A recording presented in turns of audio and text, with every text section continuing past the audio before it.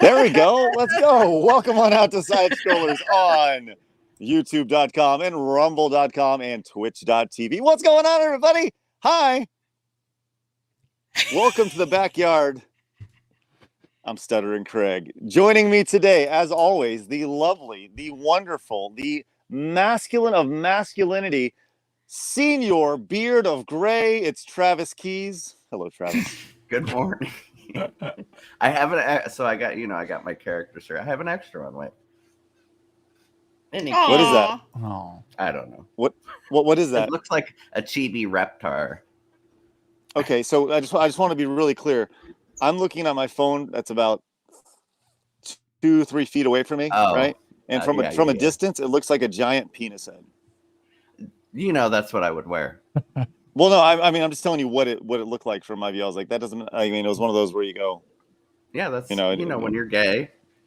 You just being happy. You go around wearing penis clothing. Is that right? You mean you need to tell everybody constantly? You get permission for that. Let's go. Hey, speaking of penis heads, hey Blabs, what's up? What the hell, man? Anyway, hi. Welcome to the patio stream, guys. Why don't you explain? Actually, no. Let's say hi to Shagsworth first. Hi, Shagsworth. I actually thought he was going to introduce you, but then he went to Travis instead with the masculinity and everything. I was like, yeah, Shagsworth. And I'm like, Trav. I was like, I was about to get to Fuck Shags. you, Blabs. I know. Golly. I'm going home. Wait, I'm home. Trav, in the first 5 minutes of a stream, you can't say those words. All right, we're going to get demonetized, right? Lord. Yeah, Blabs, be nice to me so I don't have to curse at you and call you. this sounds like a you problem, Travis, not a me problem. Shags, how are you, man? I am doing very well. I am so happy to be back with the SideScrollers. This is great. This is one of my favorite shows. I tell you this every time, but I hope you know that I love the show, and I'm usually lurking in your show while I'm driving around working. So thank you for doing this show, and also thank you for having me. Yeah. Heck yeah, man, that's awesome. Well, hopefully, the word can continue to spread, and we can continue to grow just a little bit more every little day, and just add a little bit of fun to people's day. This needs to be everyone's like hangout for an hour and a half on a day-to-day basis. So, well, that's what we have going on today, man. You know. Oh yeah, I need to explain why I'm here today, shouldn't I? I guess should probably do that. Casually, just keep streaming as nothing happened. So my house burnt down. Craig. Are you in Maui? No.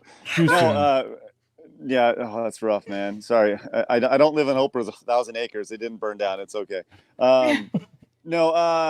So as you guys heard yesterday, my roof is getting replaced after a hailstorm here in Texas. It happens. That's a hailstorm it's an annual, if not regular thing every year. The thing about being in Texas is specifically North Texas is it's very hot.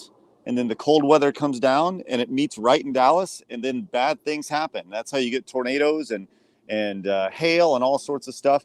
So it'll be totally dry for a long time, and then all of a sudden you get these massive storms. And that's exactly what happened probably about 6 weeks ago now. Literally the last time we had any rain here in the Dallas area. And so came down, got pelted, and these were legitimately baseball-sized hail. They'll come in and they'll damage the roof. Then the next day, all the roofers from all the areas coming around, and they try to sell you on why they need to replace their roof because it's their money making time. And then 6 weeks later to 2 months later, they come in and they replace the roof. So that's what's happening now, and it was insane. So I came over to my parents' house, and now it's almost like I'm in South Florida. It's nice. So here we are. We're broadcasting live. We're doing it live, which is great. Mm-hmm. So. Hey, question, Craig. Does insurance not cover hail damage on a roof in Texas? Because hell yes it. Hail, yes it does. Absolutely. Hail, yes. So yeah. Would you like to? Oh, I'm sorry. Do you want to know how much a replaced roof cost? Because if it doesn't, I would. How much, Trav? I said $10,000. Keep going. Average. 50,000. Jesus Christ. No, not 50. Like 20 to 30, depending on what it is. Holy fuck. Yeah. Yep, 20 to 30 grand, man. It's ridiculous. Hence why I don't own a house. Hence Also, why insurance doesn't usually cover those things. You gotta have roofing insurance for sure. For sure. What really bothers me about roofing, so they use those cheap ass shingles. My grandparents have had an aluminum roof since they moved into their house, and they've lived there for 40 years. Never had a problem, never been replaced, never been touched, and it's still fine. Except for every time there's rain, it goes ding ding ding ding ding ding ding ding ding, and you just hear the 10 the It's entire the FBI. time. Yeah, FBI, open up. Yeah, But, but it's funny, Blabs. I sent you that video of me from my office this morning, and it just sounds like a door being knocked on. So, anyways, It's I was like, FBI.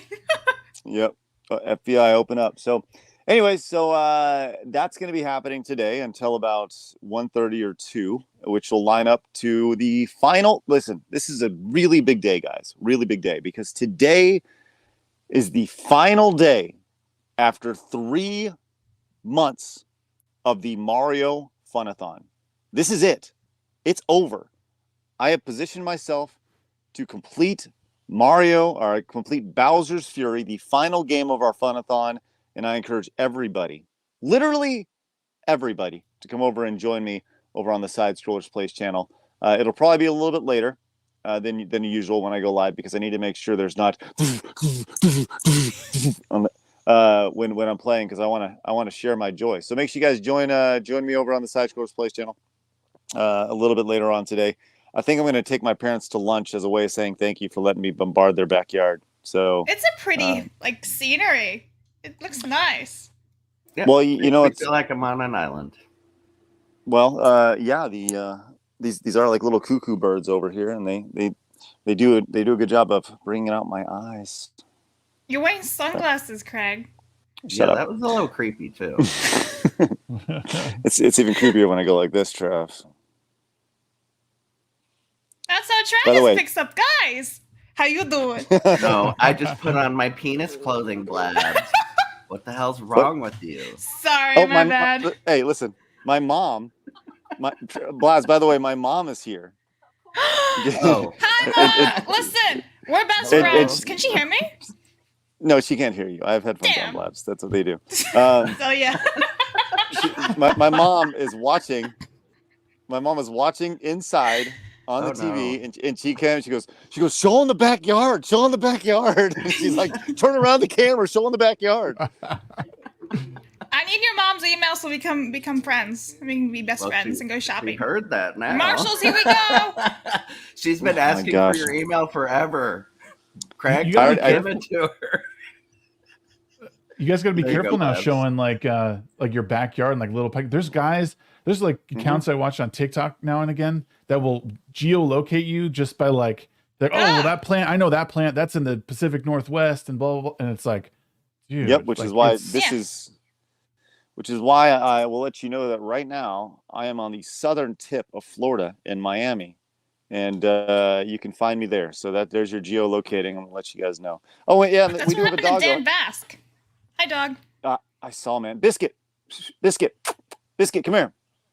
Biscuit's Yeah, kinda let's remind everybody that in small towns, people have guns, by the way. Oh. Just so don't come to my house if you like looked at the pictures I posted or you got my P.O. box. No, I live around there. It's nowhere near there, I promise you, but we have guns here, lots of them. I will Small say town this. stuff. And I will say this, it's not a matter of if you have a gun. It's a matter of how many guns you have, right? I was talking to one of my neighbors. I was like, oh my god! Can you see? Do you see my mom? Yeah. You can hear her Yes. nails. We just ding, ding, ding, ding, ding, ding, ding. She's was so writing cool. us an email right now. Duh. I know, I Do know. you need help? Maybe she's writing SOS. Right? Yeah. Can you see her? Can you see her? Yeah. It's Sure, like that's the your old, mom, Craig. Sure, right? sure. It's the old lady. Sure, that's your It's like mom. Yeah, just kidnap the lady. It's fine. Let me out. It reminds me of in what is it, Happy Gilmore? Was it where his mom? He's like, that's the Mr. Lady in the back. Like my mom's a crazy lady. Help me, get me out of here. Right. So he's It comes actually out Oh my years God. later. Craig's He's in just been some- kidnapping this lady for years, he's running in her. some random neighbor's backyard. Who the fuck? Who the fuck? Yeah. Just streaming casually. Oh, I need to borrow your patio for a second. Thanks. You got the barbecue going back there. That's awesome. Oh man, that's awesome. That is great. Well, anyways, we do have a really fun show today. We'll have cameos for my mom, her dogs, and possibly Papa skits as well. We'll see what happens. But we're gonna get into a little bit of news. Not, look, it's kind of slow right now. It's slow in the gaming space. There's not a whole lot of big news coming out. Like we can talk about Baldur's Gate. Nobody yes, go play Baldur's Gate, right? One of the reasons why I don't like talking about video games is because I feel like they're a personal experience, right? And when I say video games, I mean like we can talk about the news associated with them, but like, yes, Baldur's Gate is it's a great game. Everyone seems to like it. It's got a bazillion% score on Rotten Tomatoes, whatever. Everyone likes the game. Cool. Awesome. That's all you need to talk about, right? And anyone who wants to go play it's going to go play it. We can talk about the sales figures and all. Cool. But outside of that, there's not a whole lot of gaming news going on right now. So we're going to talk a little bit about that. We got a couple stories to talk about. But I thought it'd be fun today to expose Blabs to some classic video game commercials. I saw Shagsworths' You put face. pauses in the wrong. We're gonna expose Blabs today. Wow. Anyway, My I first saw thought- his face. He's like, what? My first thought, what did Blabs do? What you do, Anyway. Blabs? Well, I'll tell you what Blabs didn't do. She wasn't born at the right time because she's going to be Sorry. exposed today to some outstanding video game commercials from back in the day. So we're going to do that, and I'm looking forward to showing you some of these games because I was inspired because there's a couple notable video game birthdays in the last couple days. Number one, the Sega Genesis turned like 36, I think, and or maybe no, the Genesis turned 34, 16-bit greatness, and Metroid turned 36 today, the OG NES version of Metroid. So we're going to show some of those commercials today. I don't think Blab's ever seen them before, so that'll be really fun to see. So Metroid was a first-year release for the North American NES.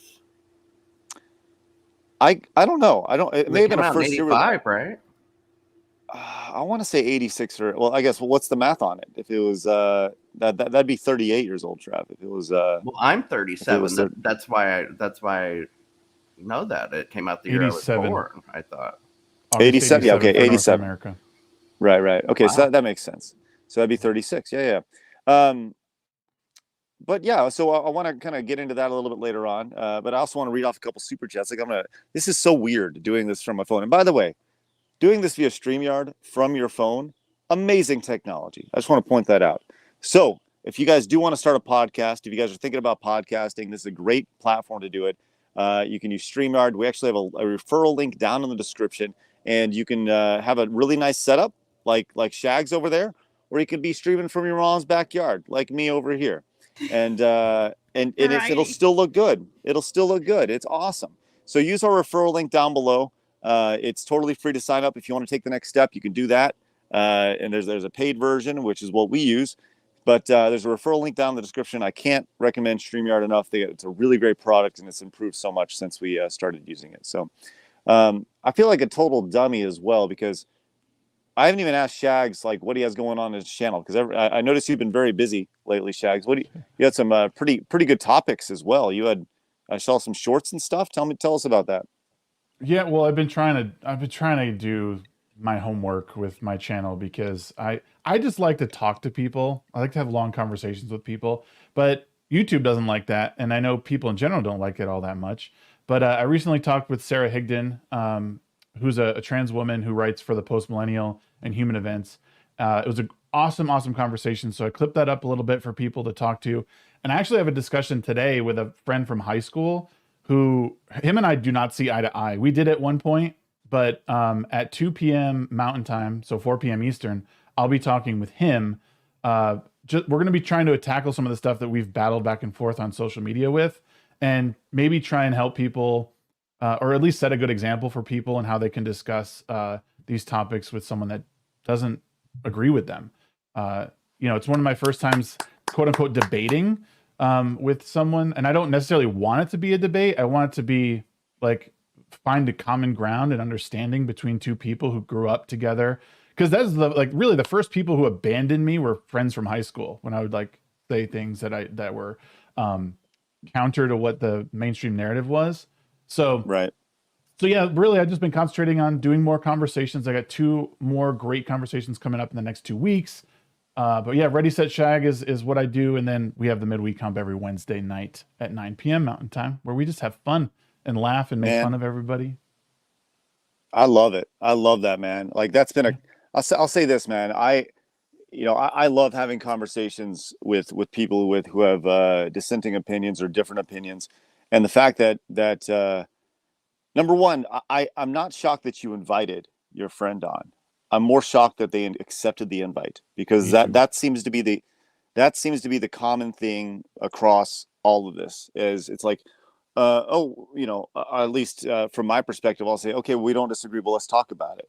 And they say, they say F off, you jerk, or they just don't respond, or they ghost, and that seems to be the common recurrence. So kudos to your friend, or your old friend who's coming on and having these conversations. I think that's really, really strong. And I think that's refreshing. Now, once again, we'll see what comes of it. And like I said, people, I think that's the idea, that when you have somebody come in who sees it another perspective, they come in wanting to debate, and the ability just to have that conversation. Not everything has to be a debate. Not everything has to be an argument. Having that conversation is, and there's no winning or losing. I think that's the thing that also gets lost in a lot of this is, I got to win this for my side. What? Right. Do you think that, I think debates or arguments don't have to be a bad thing. People look at arguments as like this horrible thing, because when you get into an argument, it's some disruptive part of your life. But I've had arguments with people where at the end we're like, okay, we ain't going to agree. See ya, deuces. Well, it doesn't have to be mean and violent and some aggressive thing. Well, and here's the thing that people that I want to really try and illustrate with my friend, because he's like my reply guy on Facebook, basically. So what ends up happening is I'll say, hey, look at this thing. This is not right. And then by the time the conversation or the thread is over with, we've gone so far from the original point, because he wants to do the whataboutism thing. Right. But it doesn't need to be like you said, it's not an us versus them. Like I will support, or not support, like I understand the pro-life argument. I'm not 100% pro-life, but I 100% get where they're coming from. I understand why they think the way they do. It makes sense to me. So I'm not going to sit here and say, I'm not going to pretend that I'm all holier than thou about it, because I do have my opinions, but it doesn't need to be my whole identity and makeup. I can understand where someone's coming from while also disagreeing with them on some level. It doesn't make me a bad person. It doesn't make them a bad person, but they often, I say they as like my leftist friends, like they will often default to, well, if you don't have this opinion, then you're obviously bad, or you're a Trump supporter or something. It's like, what? Like, how do we get here all of a sudden? So hopefully today will be a good way to level the playing field a bit, and hopefully I can become human in his eyes a little bit more. But he's one of the people obviously that respects me a little bit more than others, and him and I have a long history going back to when we were little kids. So I'm hoping that it's a fruitful conversation and not like a shouting match. Well, I'll definitely look forward to checking that out. I see you said that's 4:00 Eastern, 3:00 our time. Yeah, 3:00 Central. Yep, 2 p.m. Mountain. And in this day and age of everything of identity politics, when you disagree with somebody, they take it as an attack on themselves. So. Right. I just automatically reject that premise. Right. It's like we're not talking about. I don't believe that your identity or skin color defines you as a person. So let's just throw that out to begin with, and let's just talk on a merit-based system based on your actions or whatever. And that's kind of where I'm coming from with that. And I got to set that standard when we start. So love it. Well, that'll be in here in just a little bit this afternoon. I will definitely be tuning in, assuming that I'm not playing Mario games. So, all right, well, let's get into it. But before we do, I want to read off a couple super chats. Thank you guys very much for your support this morning. What a great start to the stream. Actually, Blabs, can you pull those up? Can you pull up the super chats? Okay. Can you read those, please? Well, the first one we got was $1. Good morning, Craig, Blabs, Travis, and Shags. What a great and pleasant surprise. Bless your day. Chat, you're the best. That was from Diana on Rumble.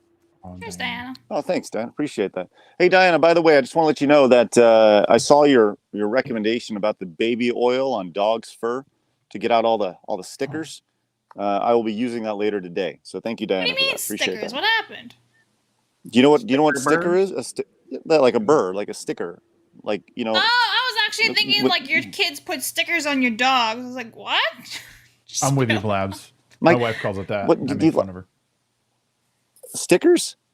Yeah. You step on the ground and you get it sticks to you, so it's a sticker, right? That's what it's called. See, I guess I'm in Just- between. I say sticker burr, but A burr is basically Well, it. whatever. All right, know? Blaz, what do we got for these Anyway. super chats? Right, so from Quantum DeLorean for $19.99. If we're talking about video game ads, y'all need to check out the No Clips Classic Video Games ads as they upscaled and improved. Definitely check out the Radio Zelda ads for Majora's Mask. It's surreal, not gonna lie. Thank you very much. Cool. Backyard So that's from TARDIS No for Clip, huh? Yeah. I don't know what that means. I'm gonna find out, I guess. Backyard TARDIS for $5. No Clip is a brand. Says. Oh. The more you know. So, Craig, are you recording from the original Screw Attack Side-Scrollers location? No, but I'm not that far from it. Actually, I'm probably a few miles You're away. in Florida. You know, that's one thing. Yeah, in Miami. That's right. That is something that I actually have done. So coming up, just as a quick Screw Attack reference, I'm going to be interviewed for a documentary here in the next few weeks. At the start of September, there's a crew coming down to interview me about Screw Attack, and I'm probably going to take them on a Screw Attack office site tour, like where all the locations were and stuff. So, I mean, that's still probably a long way away, but we're beginning production on that, so that'll be pretty neat. So, you should talk to those businesses stuff ahead of time, see if you can actually go inside. Because a lot of times, if you just show up, they'll be like, "No, we don't want you in here." right. All right, the next one, Sal the Meh guy for $2 says Resident Evil 2 Japanese commercial. Okay, cool. I'm sure it's pretty interesting. Yeah, nice. Any Japanese anything's always crazy. That's true. They're over the top, Yes. but that's why they're great. Matthew Wade for $4.99. You have to do the Crash Bandicoot trash talking Nintendo with the megaphone commercials. Those I are love pretty awesome. Go ahead. Sorry. I was going to say, I didn't pull those up, but those are spectacular. And if this goes well today, then we can do this another time, because I do love the idea. This goes back to like the Blabs versus idea of just exposing her to culture that was there before her, which is why I love doing these things. It's like an educational process. So Any ads where a company went in hard on another company, I love that shit. That's why I love the Wendy's yes, Twitter, agreed. because they talk shit to everybody. So I'm seeing Right. in the chat from, not this one, there we go. The Horn Death You Doom, where's Blabs versus Sonic? Craig, where is that? It is over on the SideScrollers Plays channel. You can find us over there. Last week we made the jump to where all of our gameplay is happening over on the new SideScrollers Plays channel. We promoted it for a good strong week, and we've been talking about it every day on the show. So the link is down in the description, and you'll be able to find Blabs versus Sonic Part 2 tomorrow, as she will be progressing towards level 3, and you just got to level 3, and we're trying to get her to the water stuff. area. I'm getting there. So. And one more just came in from Jackson Jedden. I believe I said that right. For $5. Zoomer, a Gen Z individual that remembers and recognizes quality but is unable to enjoy it as an adult with any content that isn't as old as they are. Well, there you go. Thank you. I think that may be what we see today. That may be what we see today. The epitome of a Zoomer here. So, I have a hot all take. right, let's quick. get into it. Oh, wait, yes, Shagsworth, what's your hot take? Sonic is trash. I think it's one of the worst platformers ever. And I might be the only. Sonic. I don't know. Maybe I don't disagree with that. I think they're kind of trash too. But I'm sorry. I think Mario is the superior platformer. I know it's it's not the original, but it's. I don't know. I play Sonic and I want to throw myself headfirst off my roof. It's so bad. And I'm happy to be wrong, chat. You can say whatever you want. To me, it's like you start running, and every so often before you're going to come to a dead stop, a dead stop. You know what I mean? And if you're trying to make a game where it's about speed, you should make it in a manner that I don't have to come to a dead stop every. It just bothers me. Anyways, I'm glad. So, I mean, I don't know if you know. Without being outside, I literally could not have done the spit take that I just did. It was legit spit take all the way out. It was amazing. And but I'll say this: the common misconception about Sonic, and it's Sega's doing, is that he's all about speed. But Sonic is not about speed. Sonic is a platformer. It is a basic platformer, and Blabs found that out. Once after you get past that first Green Hill Zone in the original Sonic, it becomes a platforming game. And yeah, there are speed elements to it. Whose fault is that? Whose fault is that we all think that? Maybe Sega for marketing it? That's what I said. Sega's way? Yeah. Right. Yeah, absolutely. Yeah, it is. It is it's Sega's marketing for sure. But that's also the essence of the character, right? That's what makes Sonic unique, is that he's fast and the blast processing and all that. And we're actually going to see that when it comes to these video game commercials in a little bit, and kind of how Genesis was marketed towards against the Nintendo, I suppose. So we'll get to that in just a little bit. But and I loved all the marketing. I just hate the game. The game was trash. The marketing was gold. I certainly don't hate Sonic. I obviously think Mario is vastly superior. I'm a Nintendo dork. So, but Sega for me and just the Genesis as a whole and Sonic, they never really clicked with me. I guess I enjoyed it, but I never really was like, I need to play that. But it was cool to see Sonic appear in Smash. When he appeared in whatever it was, Melee or Brawl or whatever it was. Pretty good stuff. So, all right. Do we have any other super chats, Blabs, or is that it? We got one more that popped in from Backyard Tars again for another $5. Thank you so much. It says, if Blabs is going to be playing more Sonic, then she needs the Genesis Does commercial. Genesis Does? Oh, yes, absolutely. Okay. Mm-hmm. Genesis Does. Okay, we're going to get to that in just a little bit. Okay, well, let's do this. It's time for Blabs. Can you go? You know what? I'll do it. Hold on. I can do it on the phone. Once again, outstanding ability to do this with from my phone, which is crazy. Patio stream. Can I do it? I will. Straight up patio stream. Patio stream. You can't do this from your... We need your brother to make a jingle. Oh, no. Where'd he go? Is he frozen for anyone else? Yep. Rip, Craig.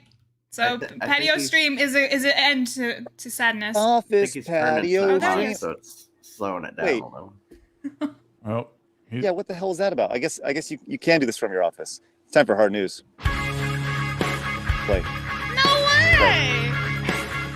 It's fine. Hard news. Adam from the patio.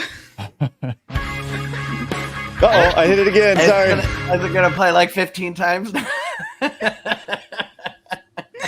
Listen, we're figuring it out. We're making it work. So, all right. What do we got, Blabs? Where are we going? All right. So let's go here first. Let me just zoom this in a little bit for you guys. Bing, bing. All right. So, according to Discussing Film, Michael Oher filed a lawsuit alleging he wasn't adopted but tricked into a conservatorship that gave Sean and Leigh Ann Tuohy, control over his assets. So if you don't know, this is the football player that is based on that movie Blindside with Sandra Bullock. Yeah. Anyone seen it? Shagsworths, have you seen it? Yeah, great movie. It's from 2009. Yeah, it's a great film. Ooh. So he alleges that the Toys, I'm sorry, I don't know if I'm saying that right, got paid Tuohy's? millions in royalties. Toys? Tuohy's got paid millions in royalties from the movie The Blind Side, while Michael got nothing for his story. So that is very interesting. Well, and the way Okay. conservatorships work, let me explain this a little bit. The money goes into a thing and they become trustees. He cannot access his money without their approval, right? And here's the thing. They get paid to be trustees. So yearly, they're probably making a very large amount of money to be these trustees for nothing. So there's a lot of layers to this story. Mhm. And it starts with the portrayal of this relationship in the movie. Mhm. So just a quick background, Shag, since you haven't seen it. The long and short of the story is Michael Orr was a teenager, a impoverished teenager who was having a hard time getting to class. Didn't your very stereotypical story of the low income black kid who isn't able to go to school, is surrounded by gangs, et cetera, et cetera, et cetera. Right. Eventually, he gets adopted in the movie or the story by this well-to-do white family that was in Mississippi, and they're big Ole Miss fans, which is a university down there. So he obviously he's a big football player, and anyways, there's trust issues and such, and eventually he becomes part of their family, and et cetera, et cetera. He goes on to be a star at Ole Miss. And eventually he's drafted in the first round to the Baltimore Ravens to be an offensive lineman. So he had tremendous success in his NFL career. He had tremendous success in college, and he probably wouldn't have had those opportunities had he not worked with, had he not lived with the Tuohys. Now, this movie came out a long time ago. Their relationship started 19 years ago. And what this suit says is that he learned about this conservativeship in like February of this year, early this year. So this was new to him, the way that this was structured. And he says that he was tricked into signing this conservativeship, or whatever it's called, in the vein of it being an adoption. Now, the Tuohys have said that like it's really a shame that they feel this way, and that any money that was that they haven't made anything from the movie itself. Besides the They've made conservatorship dues, because they get which paid for I being don't trustees. I don't know how that works. I don't know how that works at all. But there's a lot of questions here associated with this, because this is obviously a really big story that covers a lot of different areas. There's sports, there's entertainment, there's family on all this. So he's filing a lawsuit right now against his family, more or less. He's always said they were his family. He's always said they were parents, and I guess until this, and he felt, I mean, for lack of a better pun, he felt blindsided by the reality of their situation, or the reality of the way it's being perceived. So that's kind of where it's all at. So Shags, I'm sorry, you were going to say something, then I went on a diatribe. No. Like, I guess the question is, like, okay, he's following this lawsuit. Are they withholding any money from him actually? Because I don't know. Like, these are the situations I feel like it's trendy to race bait, right? Like, oh, these well-to-do white folks are trying to hold money from me, and they tricked me. It's like, well, it seems like they gave you a pretty great life. Now, the legal side of, if they're actually like withholding any sort of money from him, like, okay, let's look at that part of it. But I don't know. This seems like one of those things that's just trying to get people angry and hating white people again, for giving someone a good life. Now, again, everyone has a tumultuous upbringing occasionally. And the legality of the contract, I guess, should be obviously scrutinized if he was tricked into signing something. But as a minor, like, I don't understand how, like, was he adopted when he was a minor, or when he was, like, I would assume that's when it was. So how? I think he was 18 when he was adopted, but he was still in high school. No, I think he was like 16, No. wasn't he? I could Yeah, have he swore was 60. He He was got 8. held. Could have swore he got held back. So he's still No, in Travis, high he was 16 and a half when they signed the agreement. So that means they had begun their relationship prior to that. Well, so legally, he he was can't sign a contract then. Yeah, that's where Well, I'm confused.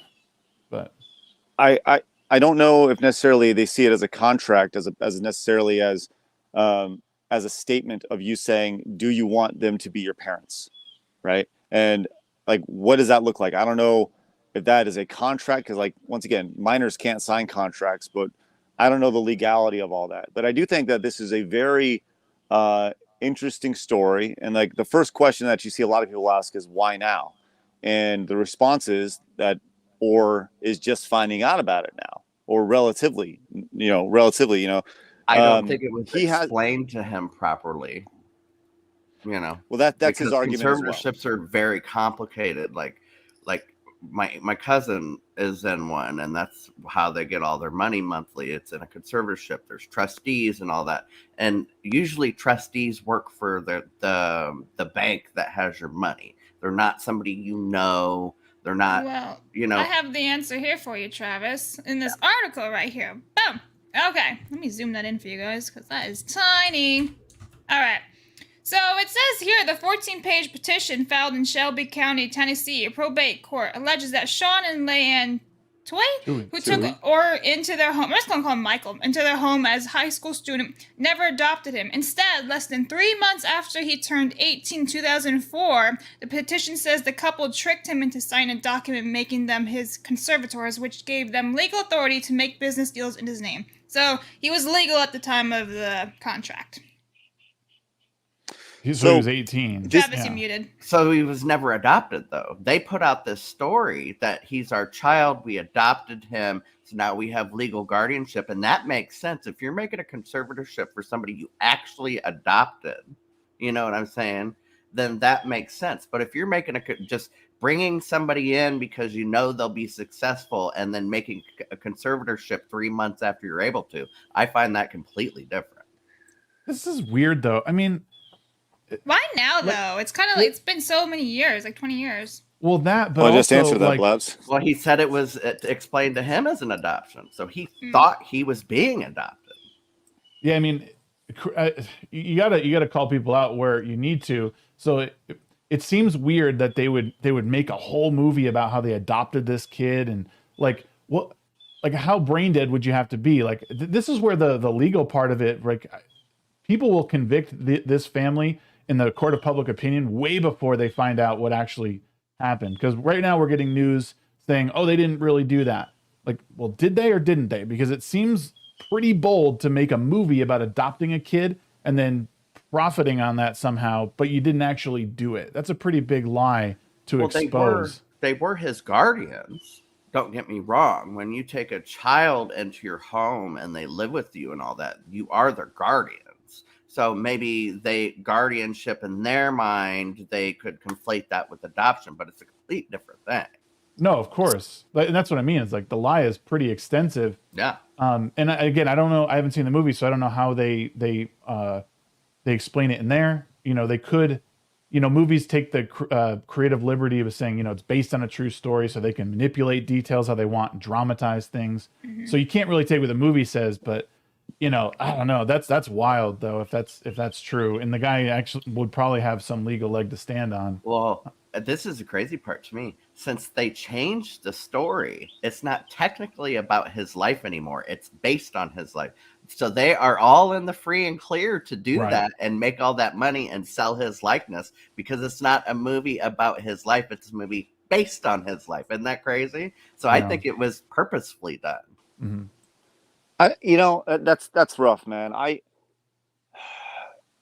like to give people the benefit of the doubt, right? And I look at this situation, and this is tough because generally I like to think people are good people, right? And the biggest issue here is that Sandra Bullock played Leanne Toohey so well to the point to where she was nominated, and I believe she won an Oscar for this, right? But I'd like to think that this family did this out of the goodness of their heart. But they didn't go off adopting any other non-athletic black kids from the hood, right? Well, and they wouldn't have taken that conservatorship money every year, the prime $1 million that they got a year, They You don't would know have that. let somebody else do it so that it's impartial. I don't know, man. Yeah. Somebody whose That's job it tough. is. I have a hard time saying that they're doing this for money, but once again, I look at facts and I look at logic. Because once again, this is a family that did not need money, right? And the idea of the story was they had money and they had resources and they had connections and they used that to help turn this kid's life around and give them an opportunity to be successul in something that he probably wouldn't have had that success. I disagree completely. I see it the complete opposite way. People who are business-like, they see investments. This is an investment for them, plain and simple. That's all it is. This is an investment. They invested in this kid and they wanted their return. You got to be careful, Craig, because go ahead, Shags. You can't. Well, I was gonna say you can't assume that these people are pure of heart. One of the things I've listened to recently was like how misrepresented real life is in movies, like because everybody, a lot of people have the capacity for evil, and it might not be on large scales. And I'm not even saying that these people are evil, but we all do things that are self-serving. And I'm sure there was a big part of this that they saw an opportunity with this kid, like, oh, hey, he's super athletic. We could totally, we have the resources to get him somewhere. We know people. We have the money to put him into college. And not for nothing, they're not obligated to help anyone else. Like if they help one kid, that's great. And I think it is good. But so there's a couple things, like you don't want to assume the worst about people, but you also don't want to assume the best intentions in this case, because it sounds like like I said, he has some grounds, to get money that he's owed. Now what's going to be weird is that he was 18 at the time of this. So technically speaking, he's an adult. He can sign on it. He did not get the proper legal counsel or whatever, or the state didn't represent him in a way that was, that helped him. It's a really sticky situation, but it is important, I think, to not assume best intentions and worst intentions, because they could have been doing both. They could have been trying to fill their own pockets with money, but they also could have been really trying to help someone out. I believe that, Didn't they say in the movie that he had a learning disability too? Can you sign a contract legally without representation with a learning disability? But did he actually have one in real life, or is that or just was that part of the movie? That's a good fucking question. We don't know. No. Hold on. He was not portrayed as having a learning disability. He was portrayed as extremely intelligent, but he had a hard time processing the information, right? The idea was but they needed to present it in a different way. But he wasn't. Anyways, Shags, to go off your point, I agree, right? I don't want to assume the best in people, but I certainly don't want to assume the worst in people. But this is a really sticky story that we're just gonna have to follow it and see what happens, because you're right, Shags. There's gonna be people who are gonna be like, those people are horrible, taking advantage of a poor black kid, whatever. And then there's gonna be people who are like, hey, they gave him all the opportunities, and it's gonna be a fight, because this is all the stereotypical like race relation war bullshit that you see on a day-to-day basis that's pumped through the news. So I don't know, man. It's a tough one. I guess the only thing we can say is just follow it. So it says specifically Oher, is that his name? Oher, Aoher, was depicted as was that how you say it? Was depicted as having intellectual disabilities, which isn't the case in real life. So that was just for the movie. So I think this was all pre-thought, because I think they changed these things in the story so that they could call it their story that we made based on somebody. And had they not done that, he'd have had the right to sue them for that movie. Yeah, this is sticky, man. So I don't know. Contrived. Yeah, I don't know. Like I said, I don't want to assume the worst. I don't want to assume the worst in them. I don't want to assume the best in them. I guess we'll just have to watch from afar and see how many bridges are burned along the way. But Labs, the do you want to go on to the movie, next though? thing? Sorry, like the Tetris movie, we found out parts of that were inflated for the movie too. So it could all just be for excitement. What's a better story than somebody with a learning disability getting help? You know what I'm saying? Yeah. For sure. Alright, Guys, I'm gonna bounce just for a second. Blabs, pull up the next thing. I'll be right back. Okay. Okay. Alrighty, so before we continue, I want to give a shout out to, I don't think I read this one yet, but it says Backyard Tires for $5. It says, I'm sorry Sonic is S tier on Genesis. Thank you. And then we got one from Blake Barrett for $2. It says, Sonic is overrated. The burgers are just okay. But Sonic is a food chain, isn't it? Hamburgers, hot dogs, and all that, right? I don't think I ever had one before. Shocking, I know. But there it is. Alright. So I saw this on Twitter this morning. It made me laugh. So this is how they, hang on, wrong one. This is how they film a certain scene. I thought it was wild. So it says, cameraman on rollerblades filming a basketball sequence for Swagger Season 2. All episodes now streaming on Apple TV. Do you know about this show? No, neither do I, but I thought this was a riot. Hang on, let me lower this. There we go. Look at this! How insane is that? That's pretty Freaking cool. wild! That's crazy. Look at that. Wild. So there's that. Do they put cameramen on rollerblades more often? Like, is that a thing? I didn't know that was how they filmed it, and I don't even realize why I had that camera on there either. I didn't know that was a thing. I think it's wild. Yeah, I'm We just kind of wondering if Sanchero commercial. I don't know. this is like the only time, like the first time somebody's done that to film a scene, or if it's like, No, they get creative. right? Like, this is cool to me. Yeah, Right? there's so many different ways of like they capture stuff. I mean, look at someone who's prolific at it. Like James Cameron is someone who, and that's on a much bigger scale, obviously, but he like makes up ways of filming. Like very, very creative ways. Like the whole Avatar Way of the Water. Like the reason I think that took so long was because they were developing a way to like shoot underwater. Because like the way light hits water and diffuses, and like they couldn't do green screen stuff, and Everything looks blue underwater. Yeah, and he totally developed the technology to do that. And this is on a very small scale. Like oh hey, we need a sweeping shot through this thing. Oh, put a guy on a rollerblades and give him a steady cam or whatever, and they'll and it looks good. It takes practice, obviously, and that guy might not have even had any experience as a cameraman. They're just like, hey, I'm really good at rollerblading and rollerblading backwards. Give him the camera. Let's see what he can do. Yeah. And to be honest, it looks better than those like NFL cameras that swing across the fucking field and all that shit. It looks better than that. Right. Well, it's more fluid because usually what they'll do is they have a camera on a gimbal on a crane, and they'll like swing it up.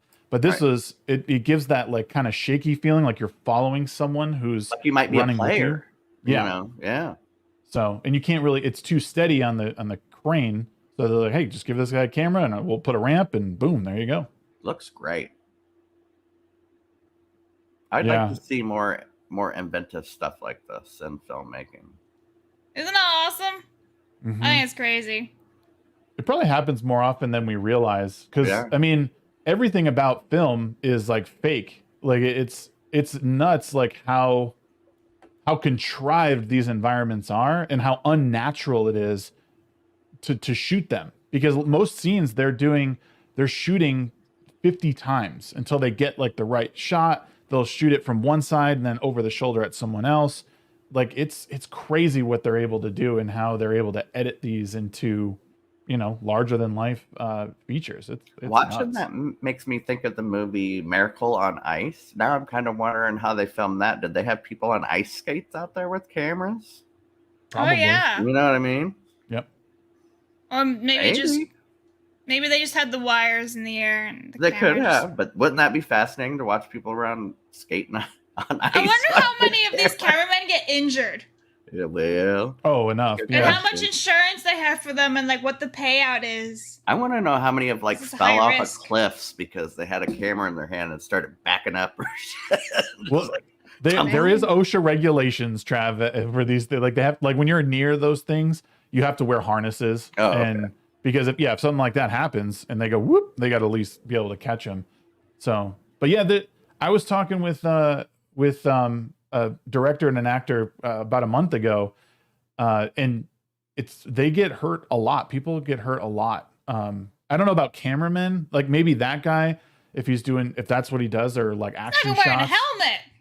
I'd Right? see ankle injuries with cameramen just because you might stumble on something, right? Yeah. You can't see your feet.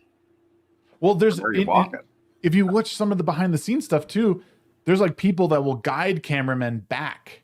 It was actually in the new Deadpool 3. There's like a couple scenes where they're filming Wolverine and Deadpool, and there's a cameraman, and then there's a guy behind him, and then there's even a guy behind him that's like sliding a pillow under his butt to like sit down. It's the weirdest thing. Biggest Got waste of money assistance for your assistance for your assistance. All right. Well, I don't know where Craig went. Apparently, I don't know. He went on another patio stream, I guess. He had to get his pina colada filled. Oh yes, right. So there he is. Oh, he moved slightly. Welcome back. Hello. You missed it. Hello. Did you get your new pina colada? Is this called a pina? Pina? I don't know. Pina? Is he frozen again? Oh, I think he is. Anyway, what I miss? Craig, you're frozen. We can hear you, but you're Sort frozen. of. We were talking about rollerblading cameramen. We've done that now. So now, apparently, I'm supposed to be watching these commercials from Sega. So we're gonna give this a try. Oh, he's gone again. Look at that. Oh well. It'll be a fun day. All right. So here's the first one. The Sega Genesis was released in North America 34 years ago today. Now I've never seen anything of this, so wish me luck. And so it was, late in the 20th century, that a pox fell upon the land, a plague of home videos that were limited in intelligence. There was brain drain, and terminal boredom swept the countryside. The maker looked down and was not pleased by what he saw, and said, "This is not good."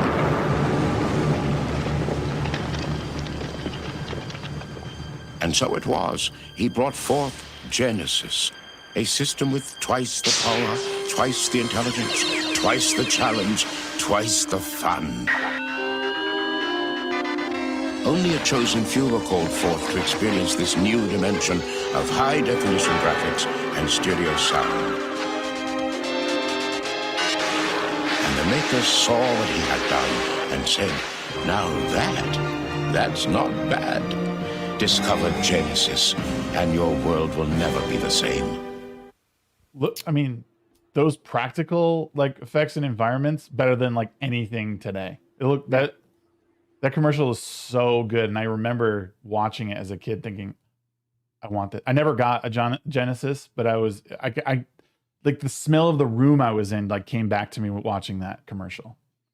Does anyone else think that sound like Adam Krigler and Morgan Freeman put together? Because that's all I heard. I'm like, Adam? Is that you 34 years ago? Well, Adam is a vampire. Apparently. I thought that was cool. I gotta wonder how much it cost to film all that with all that all the props around them. Genesis. That's a lot. They took a big amount of Look at money all from Nintendo with their marketing, so it was worth it in the long run. It kind of reminds me of like the Mummy, Indiana Jones. What I always year felt is this again? This said 34 years ago. I can't math, Travis. That was 4 years younger than I am born, so I was born in 89. It was Indiana Jones. Yeah, Indiana Jones was already released by then, so maybe they took some homage to Indiana Jones and the Mummy. I always thought like 1984, like everyone's like droning along and like all these old dusty things and the next best thing, and the thing comes out of the center platform. I don't know, like that's kind of the vibe I always got. But all right. So the next one that I'm supposed to be watching is Metroid Commercials Collection. Now I don't know anything Metroid. about this either. YOLO. There we go. Metroid is a game you should play, Blab. Yeah, Metroid's so good. I keep hearing that. I don't know anything about it. 銀河連邦司令メトロイドを破壊せよ。地底深く広がる迷路要塞に宇宙征服の野望が渦巻く。行け宇宙戦士サムス。ファミリーコンピューターディスクカードにアクション&迷路ゲームメトロイド。やればやるほどディスクシステム。 The challenge is Metroid. The power is Nintendo. Defend the planet Cephas against the evil Mother Brain. It's survival or destruction. To battle or die. Metroid only from Nintendo. Did he just Can you die? pause that? The future. Did he just die? They called it Seamus. What? Did Who's they? he supposed to be? Yeah, Samus. Samus. They called it Seamus.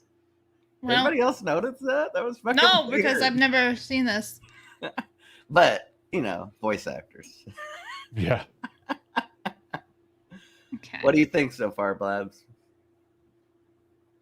I don't know. I'm not gonna lie, man. He does not. Listen, he looks like something else. Okay, that's all I'm gonna say in this picture right now. 行け宇 I'm 宙戦 serious. 士 Look サ at ム that. ス。 You also have to remember it's I mean, Japanese. It's a Japanese commercial. So it's Right. going to be a little over the top and weird, you know. ディスクカードにアクション Alright, メ let's ー go to ル the ゲー other ム。 one. I mean, he dies in this one. He just gets zapped in. Metroid only from Nintendo. He just dies. See, that's What an will the American future- commercial. Yeah. Death. Yes. Yeah. Duh. It's America. All right. No, I'm just kidding. Right. So the next one is the one we have not seen yet. Metroid only from Nintendo. What will the future bring from Nintendo? Blonde people. This is the one I think I've seen. More hits like Super Mario Brothers. Space Nazis. Sports hits like Mike Tyson's Punch-Out! Nintendo has the most video game hits. Hogan's Alley, The Legend of Zelda, and more like Metroid, Rad Racer. And you can play them only on the Rad Racer. Nintendo Entertainment System. Now you're playing with power. God, I love it. Ceci s'appelle Metroid, la puissance Nintendo. Défendez la planète Cébus contre le cerveau cosmique démoniaque. French Canadian. Survivre ou mourir. Se battre ou périr. Metroid, une exclusivité. I think that's the same one as the other one. I just this is- I love the voice. No, you're playing with, you know, it's great. And that's what's so great about these is like I remember watching these and one of the I guess that maybe the quote unquote issues that people like have nowadays is how like I mean they're like as a kid you watch these like, oh, if I get this, like I could be in like a spaceship thing and like playing with my friends, like you think that you'll be immersed into this like movie world that they make. And maybe that's why you don't have commercials like this anymore because of like false advertising or something. But these commercials were so fun and they bring back such good memories of this, because this was like, I mean, they were pushing the envelope with technology with this stuff back when these came out. Do So you it was- remember Shagsworth when back at it's like in between this time and later in the 90s when they started saying product does not actually fly at the end of the career because people started believing shit like would fly on its own. Yep. You guys got me okay? Yes, sir. You look better. All right, good. Is this a living room stream? No, we're now I'm sitting in my parents' bedroom. Oh, the bedroom Oh. stream. That's right. boy. What's up? Don't be weird about it. I didn't say I'm weird not about it. saying You a made it word. weird.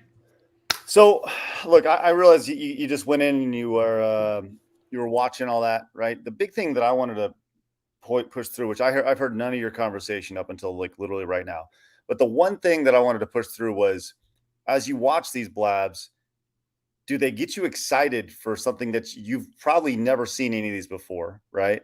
I've seen people play the Metroid one before. So you've And seen the Metroid one. Yeah, but I kind of want to play that one because everyone says it's hard. Now, is it harder than Castlevania? We're gonna play Metroid in the future. Oh, For damn. different reasons, I think. Totally. It's different. like it's kind of like a Sonic game, right? Like you're just bouncing around and shooting. Yeah, not really Sonic. It's a running shooting. It's the origin of what's called the Metroidvania genre. There's like to the point to where you start the game and you just kind of need to figure it out. To be honest, I and you- don't think these commercials will have as much effect on somebody younger, and I'll explain why. Because with media nowadays, everything's in your face so fast. This was like a little short commercial movie back in the day, and when your life was so dull because all you had was cable TV and a telephone connected to the wall with a 50-foot cord, you know, and a radio. That's about it. Well, You know, this was like, wow, I can get something that's going to be like this whole life-changing thing, and that's what they made it out to be. right. And to kind of further that home a little bit, right? You can get all the information you want from your phone, right? Instantaneously right now. And what's amazing about these, like these were pretty, I heard Shags mentioning like the practical effects on these. These cost a lot of money to produce, and they also Yeah. cost a lot of money to put on TV. And now they, you know, these commercials are produced so much cheaper, and the reach is so much greater because they all have their own outlets. They don't need to, you know, they don't need to pay ABC, NBC, and CBS to put these out on Saturday morning cartoons. They just put it on their own YouTube channel. But I love that. I do love the just over the top, like radical, totally. Oh my gosh, this Yeah. is so great attitude that you see from these. It's really, for me, it's nostalgic for sure. And Blabs, I'm sure you feel nothing for them. Yeah, I don't really feel all that much. I'm like, okay, it's some weird person going. Well, you hit it on the head, Craig. Is like, so now that you can get anything at any time on your phone, and like your generation kind of grew up with that, Blabs, and we were before that, where like these games, like in order to learn about them, they put them with Saturday morning cartoons. Information about the game was in the booklet contained inside the game box, and they just like all that stuff. Like information got out much different than it did now, and you had to spend. Same thing with music. That's why music videos back in the 80s, 90s were like small feature films. It's how a lot of these artists really like got a better foot forward, because they had, like, if they had more money or they were able to produce a good music video and they were able to get it onto MTV, blast off time. Right. So yeah, it's really cool. I was saying when you were gone, Craig, like seeing these is like being back in like my, like sitting on my living room floor, like looking up at my TV and seeing them for the first time. It was like all the cool kids had these things, you know, like, right. it's different. It's pretty awesome. From back in the day, like when we were trying to find something out about games and stuff, you would literally go search it everywhere. You might even sit down in front of the TV for a couple hours to try and see stuff. And so they would have had to create a whole world for you. You're talking about Saturday morning cartoons where they put these commercials. Sometimes your Saturday morning cartoon was a video game cartoon. Like it was a video game cartoon. You know what I mean? So Very much so. It would immerse you in this world, and then you wanted more of it, more of what they gave you of that thing. You know what I mean? Do you guys remember Nick Arcade? Dude, don't even get me started on Nick Arcade. That was like, I sometimes missed that show, and I would be so mad because it was like on right as I would get home from school, and if I was a little late, I'd miss it. But like they'd put kids inside video games, and that was like, it was obviously green screened or whatever, but that was what really got me into games, and what, like, I always just, like, I wanted to be on that show so bad. Oh, yeah. Yeah. I Anyways. just had a thought. When we always talk about inflation with the price of games, and that gamers now are very lucky because the price of games hasn't really changed in however long. So imagine how much money game companies were making back then. Oh. If the game prices were still this, that's why they could afford these high production like big things, commercials, because the $60 they were making on a game back then with inflation is now what, $300 or whatever, or $200 or something, So right. Well, no, to be clear, so they were not $60 back when like Nintendo was announced, right? Now, as we moved into like the Super Nintendo, I believe they were some games were between $30 and $50. It wasn't like today where it was, and some games were as low as 14, 15 bucks. But for the most part, games in the NES era were between $30 and $50. When the Super Nintendo came in, that's when you saw the price jump to between 50 to 60. And it was noticeable because you could see the difference in the quality, right? You could see this is 18, this is 8-bit, this is 16-bit. And it was such a jump. There's more colors on the screen. Look at blah, blah, blah, blah. And some games, I remember Street Fighter 2 it was either $69 or $79. Like, they were games that were premium games back in the day that you, once again, marked up for today's inflation, probably the equivalent of 140, 150 bucks, which, is crazy. But Blabs, what commercials have y'all seen? So we saw the Metroid, and what did we see before that? They were Genesis. Yeah, the Genesis Genesis one. So did you see the one where the guy's comparing the Super Nintendo and the Genesis? Okay, there's one on the run sheet. Yep, I see it. Okay, pull that one up really quick because we talk about like the competition between these companies, and this one's really, really great. Really, really great. To be honest, I think this is what starting marketing warfare was this. And it may have, I'm probably not old enough to know if some happened before me, but this to me was the first time in my generation or my life that two companies like went after each other besides Coke and Pepsi. Yeah. Right. All right, go play this, Blabs. This is a YouTube channel here. They're just giving their intro, but I was like, yeah. Here we go. Gotta go. Hey, guy, you're the first serious gamer I've seen all morning. Check this out. Brand new 16-bit Super Nintendo with Super Mario World. Wow! Oh, what's this one? Oh, this is a Sonic the Hedgehog from Sega Genesis. Hey, look at these radical colors, huh? Wow, Sonic's fast, too. No, over here. I like Genesis, and it costs Fast a lot and less. trash. Wait, kid, that game I'll there. take Sonic and Genesis. I knew that. Sonic the Hedgehog. More action, more speed. Sega Genesis, it's a whole lot more for less. So you can see like kind of a lot of the talking points of the salesman. He's like, hey, look at all these colors over here, which is one of the things that you heard about on the Super Nintendo. It had 32,000 colors and the Genesis cost less. So these companies were literally, as Travis said, like they were banging on each other. You notice he used the darkest level in that game too to compare the colors. Of course. Yeah. He's underground and all that. I think I pulled up the Genesis Does ad as well, which is the quintessential, like that is the pinnacle of 80s and 90s video game commercials. Do you have that one pulled up, Labs? I have Sega Genesis Bully. Is that it? No, I'll tell you. Well, we can get to the Genesis Does another time. Though I sent you one in a private chat. Pull that up. Super Nintendo commercial. Yeah, I want you to watch this because some celebrities got their starts in video game ads.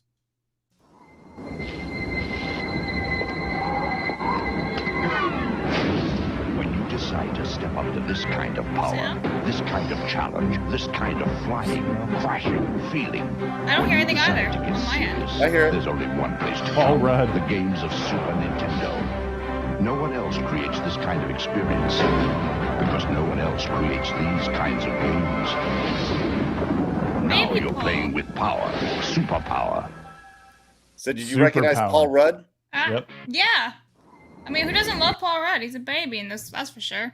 Yeah, it's awesome. So, anyways, but as you see that, Blabs, as somebody who wasn't there, didn't experience it, but you see this like cool kid at an old drive-in, and he's playing Super Nintendo on the screen, and he's got friends who are like, "Whoa, that's amazing!" Does that make you feel anything? I mean, if I was younger, this for sure would make me be like, oh my god, I have to play this. But now I'm like, I can just go buy it whenever I feel like it. And just, I'm an adult now. I can just go buy whatever I want. I think a lot of it is, it's got it. Well, and you can correct me if I'm wrong, but I think like the muted colors, 4:3 aspect ratio is very boring now. Like whenever we're used to seeing everything widescreen, vivid, high def and ultra high definition colors. So like we remember it like that. The tube screen, like the, all the like little like fuzz on it. Like we remember that, and that's how we grew up. And Blabs just like totally missed that part of it. And I mean, yes and no, because like when I used to play the old games on my PC, they're like this big now on my window, right? Because they just, you can't blow them up and all that. They're like a little square. So I kind of get it. I kind of get you, man. I'm not that young. But like, seriously, he's not aged a bit. Look at his face. Yeah. He's like, what, 40-something now? Almost 50? And he's like, probably 50, yeah. Hey, like a Blab, vampire. there's a couple of links in our chat. You should play them. They're real short ones. Okay. Boy. I And while can we do do that. Lucas came in as a member, says, now you're playing with power. Damn, I feel so old now. I remember these commercials as a kid. Talk about a blast from the past. Thanks, Lucas. Appreciate that, man. Appreciate your support. And Sal came in, says, the Atari Jaguar commercial, hilarious in hindsight.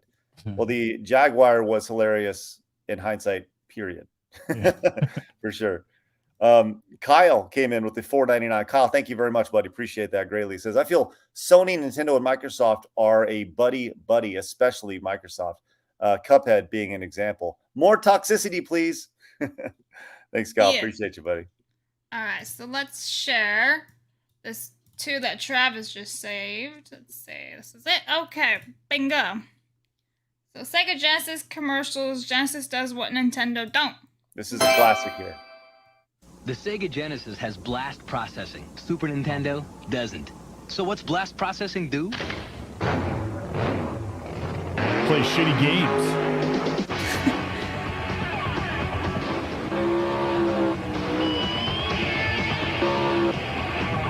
And what if you don't have blast processing?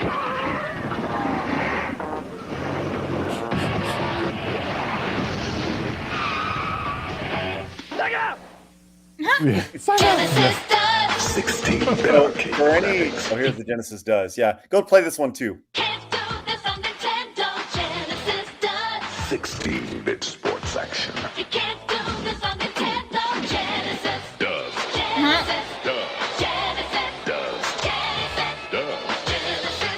Get Joe Montana free, Pat Riley free, Buster Douglas free, Super Monaco GP free, or Collins free.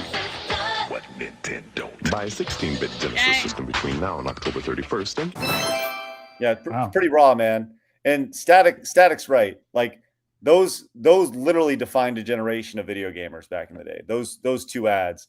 The Sega does what Nintendo don't, and just the amount of speed that you see. Like those 2 commercials. I was a Nintendo guy, but it's like, how do you compete with that? It's awesome. So I noticed on the first ad, everything was extremely fast paced and it very much like that retro style, whereas today's commercials and ads for gaming, I feel like, are not the same pace as that. Yeah, they're like fast, pew pew and all that, but that was really fast. Like it takes a second for you to register what you're seeing. So that's a huge difference. It's great, man. As Slaganander says, many arguments on the playground. 100. Oh, yeah. I don't.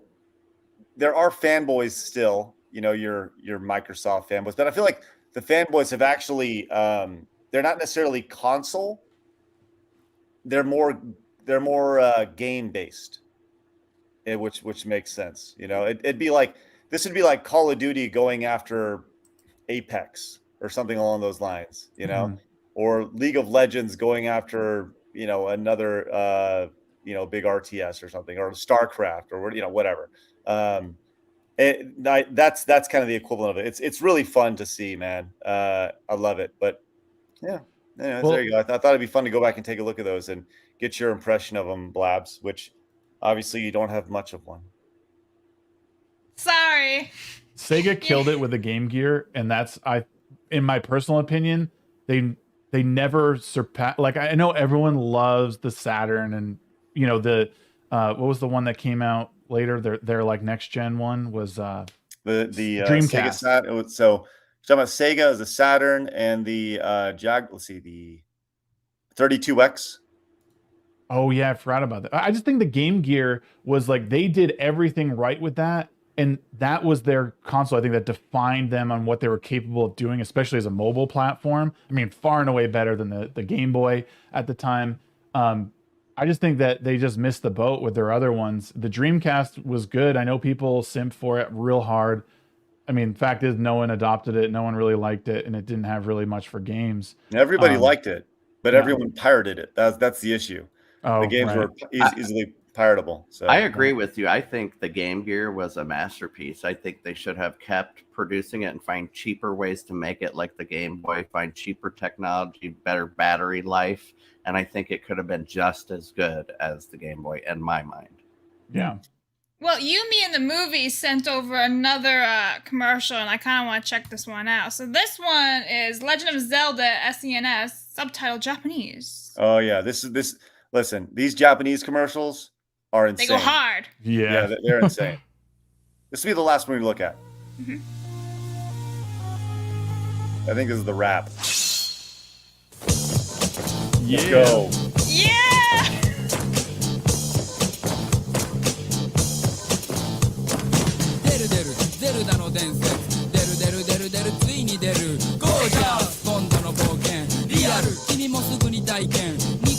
This is my favorite.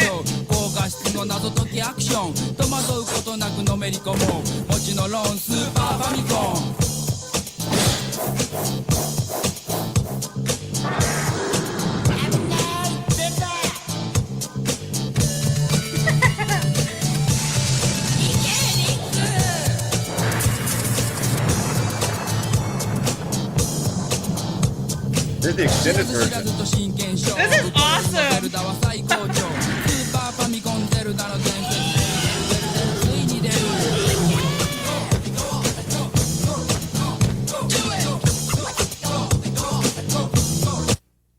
I dig it.